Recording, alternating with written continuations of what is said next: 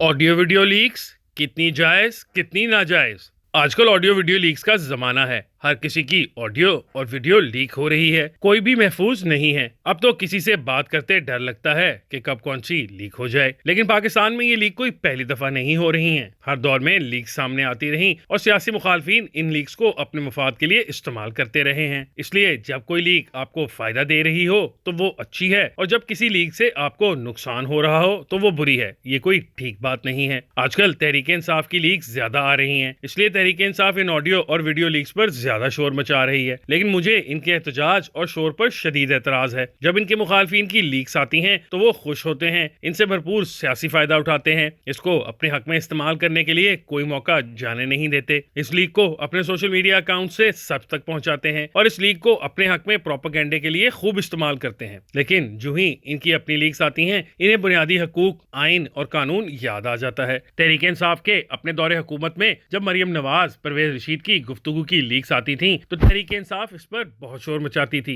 तब इनके लिए ये लीक्स हलाल थी। तब कहते थे ये मत कहें लीक्स गलत हैं, बल्कि ये देखें कि बात क्या हो रही है। जब बतौर वजीर आजम शहबाज शरीफ की लीक सामने आई थी तब भी तहरीक इंसाफ ने इस लीक से भरपूर सियासी फायदा उठाया, इस पर खूब प्रोपेगेंडा किया, मरियम नवाज शरीफ के खिलाफ इस लीक को इस्तेमाल किया, प्रेस कॉन्फ्रेंसें की, सोशल मीडिया पर शोर मचाया। लेकिन जो ही अपनी लीक आती है तो मजलूम बनने की कोशिश करते हैं। जब मरियम नवाज शरीफ, शहबाज शरीफ, परवेज रशीद और दीगर लीक्स जायज है तो फिर बाकी सबकी लीक्स क्यों जायज नहीं। जिस चीज को अपने मुखालिफ के लिए हलाल समझते हैं इसको अपने लिए भी हलाल ही समझें। अदलिया ने माजी में भी जब दीगर लोगों की ऑडियो वीडियो लीक सामने आ रही थी तो एक खामोशी इख्तियार की। आज जब जजेस और इनके अहले खाना की लीक सामने आ रही हैं तो अदलिया को इस पर शोर मचाने और एहतजाज का कोई हक नहीं। जो कानून आम शहरी के लिए है वही कानून जज और जजेस के खानदान के लिए भी है। जजेस और इनके अहले खाना कोई आसमान से उतरी मखलूक नहीं कि इनकी लीक्स तो जुर्म है लेकिन बाकी सबकी लीक्स कोई जुर्म नहीं है। ये दो लीक कैसे चल सकती है? अगर अदलिया माजी में लीक्स पर खामोश रही है तो फिर आज भी खामोश रहे। जज और इनके अहले खाना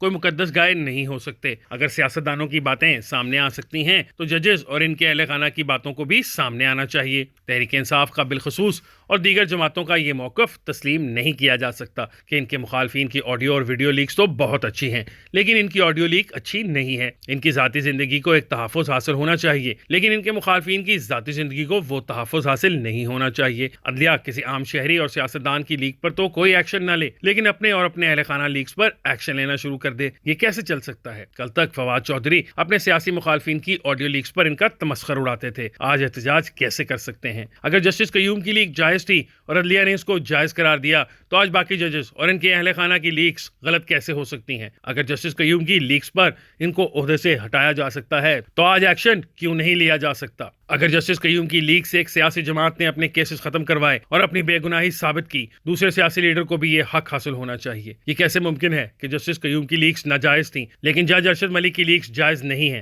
ये कैसे मुमकिन है कि जस्टिस शौकत सिद्दीकी की दफा एहतसाब का मयार कुछ और हो और बाकी जजेस की दफा आपका एहतसाब का मयार कुछ और हो? ये कैसे मुमकिन है कि जस्टिस काजी फायज ईसा की दफा तो आप एहतसाब की गाड़ी को फुल स्पीड पर चला दें लेकिन जस्टिस मुजाहिर अली नकवी की दफा एहतसाब की गाड़ी को ब्रेकें लगा दें? ये कोई इंसाफ नहीं। मैंने पहले भी लिखा है कि टारगेटेड एहतसाब और टारगेटेड इंसाफ इंतकाम की बदतरीन शक्लें हैं। ये कितने भी जायज हों ये जायज नहीं हो सकते क्योंकि ये यकसा निज़ाम इंसाफ और यकसा निज़ाम एहतसाब की नफी करते हैं। मैं ज़ाती तौर पर ऑडियो और वीडियो लीक्स के हक में नहीं हूँ, मैं इनको जुर्म समझता हूँ। किसी भी महज़ब और कानून पसंद मुल्क में इसकी कोई गुंजाइश नहीं हो सकती लेकिन ये सब यकसा होना चाहिए।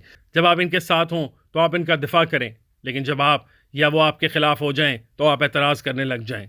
मुझे इस दो अमली पर एतराज़ है। ये दुरुस्त है कि पीडीएम के कायदीन को भी कल अपनी लीक्स पर शदीद एतराज़ था और वो आज भी इससे फ़ायदा उठा रहे हैं लेकिन वो अपनी बारी दे चुके हैं। इनकी दफ़ा किसी ने इनका एतराज़ और एहतजाज कबूल नहीं किया था। तब कहा जाता था कि लीक पर बात ना करें, इसमें होने वाली गुफ्तगू पर बात करें। ये देखें बात क्या हुई। कौम को सच जानने का हक है, अंदर की बातें सामने आनी चाहिए। तो आज भी कौम को सच जानने का हक है और अंदर की बातें सामने आनी चाहिए।